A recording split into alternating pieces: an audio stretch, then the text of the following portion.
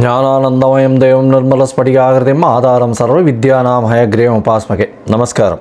Astro TV நேயர்களுக்கு astro KS ஐயங்காரின் பணிவான நமஸ்காரங்கள்.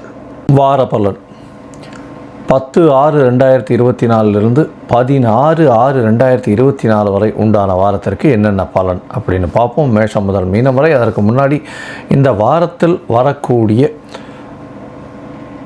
கோல்சாரம் என்ன அப்படின்றத பார்ப்போம். அதற்கு பிறகு இந்த வாரத்தில் வரக்கூடிய விசேஷ நாட்கள், இந்த வாரத்தில் வரக்கூடிய எந்தெந்த ராசிக்கு சந்திராஷ்டம காலம் அப்படின்றத வரிசைப்படுத்தி பார்க்கலாம். முதல்ல இந்த வாரத்தினுடைய கோல்சாரம், மேஷ ராசியில் செவ்வாய், ரிஷப ராசியில் சூரியன், குரு, சுக்கிரன், மிதுன ராசியில் புதன்,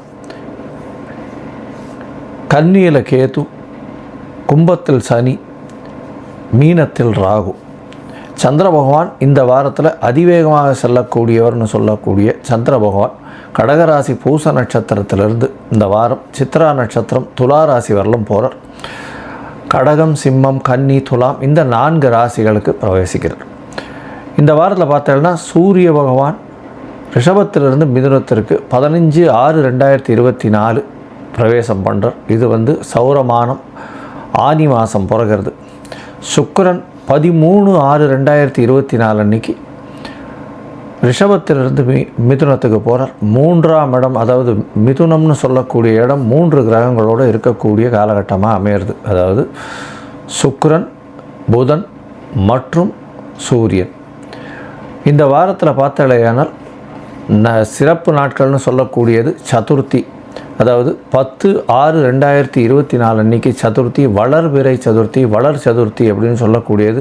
எந்த ஒரு விஷயத்திற்கும் உங்களுக்கு தேவை எல்லாவற்றையும், அதாவது விநாயகர்கிட்ட கேட்கும் பொழுது பிள்ளையாரை போய் சேவிச்சுட்டு வாங்கோ, சதுர்த்திக்கு ஒரு தேங்காய் உடைச்சிட்டு வாங்கோ, 9 தரம் சுற்றிட்டு 9 தோப்புக்கரணம் போடுங்க, என்ன தேவையோ அதை கேளுங்க, நிச்சயமாக கிடைக்கும். அதாவது சங்கட ஹர சதுர்த்தி, வர சதுர்த்தின்னு 2 வகையாக இருக்குது. சங்கட ஹர சதுர்த்தி தேய்பிரை சதுர்த்தி, இது வர சதுர்த்தி, வரங்களை அள்ளி கொடுக்கக்கூடிய காலகட்டம். உங்களுக்கு என்ன வேணுமோ, பணம் அதிகமாக வேண்டும், பொருள் வேண்டும், பொன் வேண்டும், வீடு வாங்கணும், அதெல்லாம் எது வேணும்னு கேட்குறீங்களோ அந்த விஷயங்கள் நிச்சயமாக வரும். இந்த வாரத்தில் சஷ்டி திதி வருது. சஷ்டி திதி 12/6/2024 அன்றைக்கி வருது. சஷ்டியில் விரதம் இருந்தால் அகப்பையில் வரும் அப்படின்னு சொல்லுவாங்க. குழந்தை பாக்கியம் மற்றவர்கள் இல்லாதவர்கள் அவர்கள் குழந்தை பாக்கியத்திற்காக முருகப்பெருமானை நோக்கி ஒரு நாள் இந்த சஷ்டி விரதம் இருக்கிறது விசேஷம். இந்த வாரத்தில் பார்த்தோம்னா 16/6/2024 பாபஹர தசமி அப்படின்னு வருது. அதாவது பாபஹர தசமி அப்படின்னு 10 விதமான தவறுகள் செய்யக்கூடியதற்கு அந்த நாள் அன்னைக்கு, அந்த தசமி அன்னைக்கு கங்கையை நினச்சின்னு குளித்தோம்னா கண்டிப்பாக அந்த 10 விதமான தவறுகளும் போயிடும் அப்படின்னு சொல்லக்கூடியது. அதாவது கங்கை பூமிக்கு இறங்கி வந்த நாள் அப்படின்னு சொல்லக்கூடியது அந்த தசமியை. அந்த தசமி அன்னைக்கு குளிக்கக்கூடிய இடத்துல எல்லாமே கங்கை இருக்கிறதா ஒரு ஐதீகம். இதன் மூலியமாக கங்கையை நினச்சின்னு குளித்தோம்னாலே 10 விதமான பாவங்கள், அதாவது வாயால் செய்ய சொல்லக்கூடிய 4 பாவங்கள், உடலால் 3 பாவங்களும், மனசால் ஒரு 3 பாவங்கள்னு 10 பாவங்கள் இருக்குது. அதாவது வாயால் கடும் சொற்கள் பேசுகிறது, அடுத்த வார தவறாக பேசுகிறது, அதை தவிர என்ன சொல்கிறது, தேவையற்ற பேச்சுக்களை பேசி அவர்களுக்கு பொருளை இழக்கிறது, இந்த மாதிரியான விஷயங்கள்.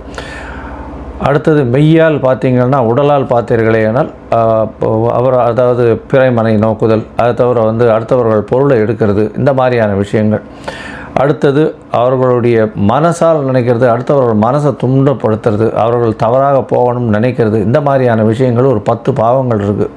இந்த 10 பாவங்களும் கங்கை ஜலத்தில் குளிக்கும்பொழுது நிச்சயமாக போகும். அதுவும் இந்த பாபஹர தசமி அன்றைக்கி கங்கையை நினச்சின்னு குளிச்சிங்கன்னாலே கண்டிப்பாக உங்களுக்கு உண்டான எல்லா விதமான பாவங்களும் போகக்கூடியது அப்படின்னு சொல்கிறாங்க. இந்த வாரத்தில் பார்த்தாலேயானால் தனுசு, மகரம், கும்பம் இந்த 3 ராசிக்காரர்களுக்கும் சந்திராஷ்டம காலம் இருக்குது. இந்த சந்திராஷ்டம காலத்தில் உங்களுடைய ராசிக்கு 8ஆம் இடத்துல சந்திர பகவான் மறையிறதுனால சந்திராஷ்டமம்னு சொல்கிறோம். சந்திராஷ்டமத்தில் பார்த்தேன்னா புதிய முடிவு வேண்டாம், முயற்சிகள் புதுசாக எடுக்க வேண்டாம், வெளியூர் வெளிமாநில பிரயாணங்கள் வேண்டாம்னு சொல்கிறோம். ஒருவேளை நீங்கள் எடுக்க வேண்டிய கட்டாயத்தில் இருந்தீங்களேனா சந்திர பகவானுக்கு உண்டான எளிய பரிகாரமான அரிசி, பச்சரிசி இல்லைன்னா நெல் அருகில் இருக்கக்கூடிய விநாயகர் கோவிலில் கொடுத்துட்டு போகிறதன் மூலியமாக சந்திராஷ்டமத்தின் தாக்கம் நிச்சயமாக குறையும். சரி, இந்த வாரம் எப்படி இருக்குது மேஷம் முதல் மீனம் வரை அப்படின்றத பார்ப்போம். அதுக்கு முன்னாடி என்னுடைய மொபைல் நம்பர் கீழே ஸ்க்ராலிங்கில் போயிட்டுருக்கோம். உங்களுக்கு அஸ்ட்ராலஜிக்கல் கன்சல்ட் தேவைப்பட்டது ஏனால் எனக்கு ஃபோன் பண்ணுங்க. உங்களுடைய date time place of birth அனுப்புங்க.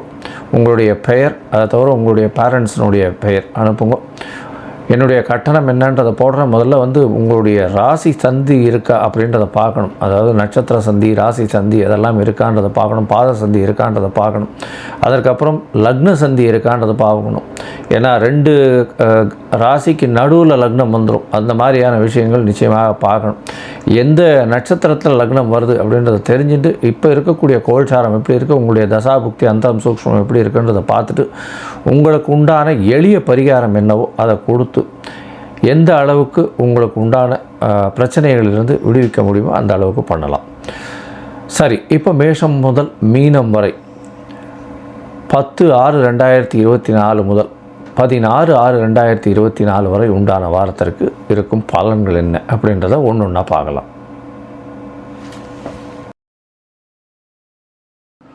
மேஷம், அஸ்வினி பரணி கிருத்திகை இந்த 3 நட்சத்திரம் 9 பாதங்களை கொண்ட ராசி. ராசியின் அதிபதி அப்படின்னு சொல்லக்கூடிய செவ்வாய் ஆட்சி பெற்று போயிருக்கிறது பெரிய விசேஷம். இந்த வாரம் பார்த்தடையானால் உங்களுக்கு ஒரு பெரிய ராஜயோகம் கிடைக்கும். ஏன்னா ராசிநாதன் ராசியில் இருக்கிறது பெரிய விசேஷம். உங்களுடைய ராசிக்கு 9ஆம் அதிபதினு சொல்லக்கூடியவர் உங்களுடைய ராசிக்கு 2ஆம் இடத்துல இருக்கார். நல்ல ஒரு ஏற்றம். தனஸ்தானத்தில் தனகாரகன் தனஸ்தான அதிபதி 2 பேரும் சேர்ந்து இருக்கக்கூடிய காலகட்டம். 13ஆம் தேதி வரலும் சுக்கிர பகவானும் அங்கே இருக்கிறது நல்ல ஒரு விசேஷம். பணவரவிற்கு பஞ்சம் இருக்காது. பணம் எல்லா பக்கத்திலிருந்து வரக்கூடிய வாய்ப்புகள் உண்டு. பேச்சில் நல்ல நளினம் இருக்கும். குடும்பத்தில் நல்ல ஒரு ஏற்றம் இருக்கக்கூடிய காலகட்டம். உடல் நலத்தில் நல்ல ஒரு ஏற்றம் இருக்கும். இருந்தாலும் சூட்டின் மூலியமாக, அதாவது சூடு, உடம்பு சூடுனால கொஞ்சம் பிரச்சனைகள் கொப்பளங்கள் வரக்கூடிய வாய்ப்புகள் நிச்சயமாக உண்டு. உங்களுடைய ராசிக்கு பார்த்தடையானால் 3ஆம் இடத்தில் 3ஆம் அதிபதியானவர் ஆட்சி பெற்று போயிருக்கிறதுனால முயற்சிகள் எல்லாம் வெற்றி பெறக்கூடிய காலகட்டமாக அமைய போகிறது.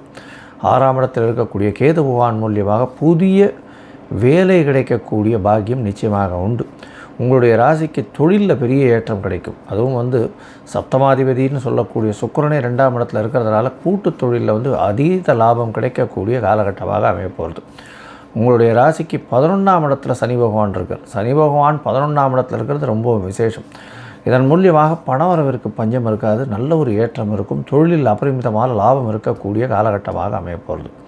உங்களுடைய ராசிக்கு 12ஆம் இடத்துல ராகு பகவான் 12ஆம் இடத்துல இருக்கிறதுனால வெளிநாடு சம்பந்தம் வரக்கூடிய பாக்கியம் நிச்சயமாக உண்டு. வெளிநாடு, வெளியூர், வெளிமாநிலம் செல்லக்கூடிய பாக்கியம் உண்டு. தொழில் மூலியமாக வெளிநாடு போகக்கூடிய ஏற்றம் இருக்கக்கூடிய காலகட்டம். கணவன் மனைவிக்குள்ளே கொஞ்சம், அதாவது 12ஆம் இடத்துல ராகு பகவான் இருக்கிறதுனால சயனஸ்தானத்தை பாதிக்கும். அதனால் கணவன் மனைவி பிரிந்து இருக்கக்கூடிய காலகட்டமாக இருக்கும். தொழிலுக்காக வெளியூர், வெளிமாநிலம் போக வேண்டிய கட்டாயம் ஏற்படும். இந்த வாரம் பார்த்தீங்கன்னா உங்களுடைய ராசிக்கு 4ஆம் அதிபதி அப்படின்னு சொல்லக்கூடிய சந்திர பகவான் அதிவேகமாக சொல்லக்கூடியவர். அவர் 4ஆம் இடத்தில் ஆட்சி பெற்று இருக்கிறது ரொம்பவும் விசேஷம். உங்களுடைய தாயின் உடல்நிலையில் நல்ல ஒரு ஏற்றம் இருக்கும். 4ஆம் இடத்தின் அதிபதி 4ஆம் இடத்தில் ஆட்சி, ராசியின் அதிபதியான செவ்வாய் பகவானுடைய பார்வை படுறதுனால நல்ல ஒரு ஏற்றம்.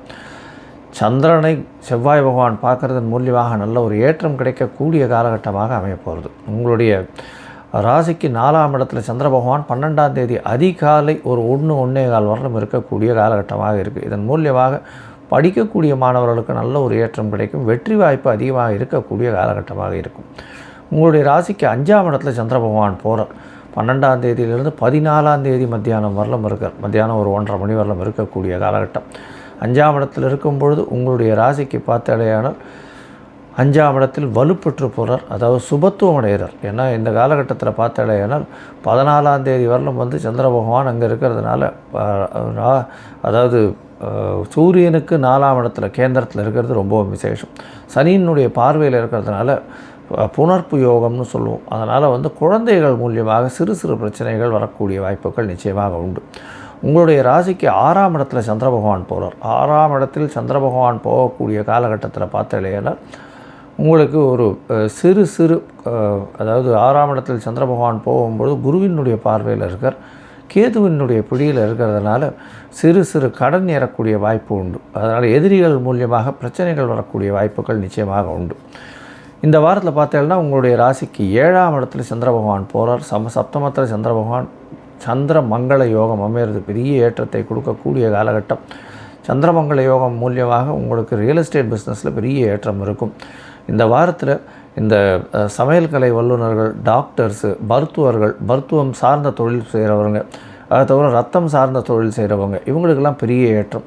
மணல், ஜல்லி, மண், அதை தவிர பூமி சம்பந்தப்பட்ட வியாபாரங்கள், ரியல் எஸ்டேட் பண்ணுறவங்களுக்கெல்லாம் பெரிய ஏற்றம் கிடைக்கக்கூடிய காலகட்டமாக அமையிறது.